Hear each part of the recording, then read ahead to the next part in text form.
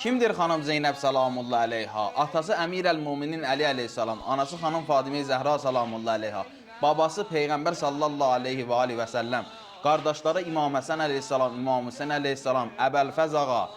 Mədinədə dünyaya göz açıb, mübarək məzarı Suriyada yerləşir. Xanım Zeynəb salamullah əleyha şücaət, qeyrət, namus, iffət, səbr, möhkəmliyi ilə tanınır. Çünki Kərbala vaqiəsində və ondan sonra Yezidin və onun qoşununun yaxınlarının evini yıxdı. Onlara elə xütbələr etdi, elə çıxışlar etdi, onların sarayı viran qaldı. Onların iç üzü bütün cəmiyyətə tanındı. Sona qədər Kərbala hadisəsini işıqlandırıb və zalimlə mübarizə apardı. Ona görə də Kərbala qəhrəmanı adını qazandı.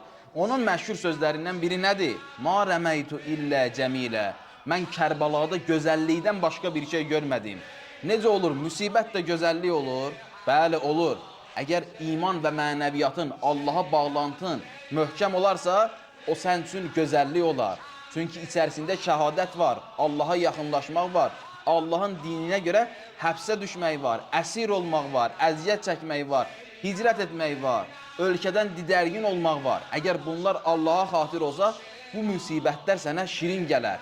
Və əgər bu müsibətlərdən, imtihanlardan insan başuca çıxarsa, Allaha yaxınlaşıb həyatda izzət tapacaq.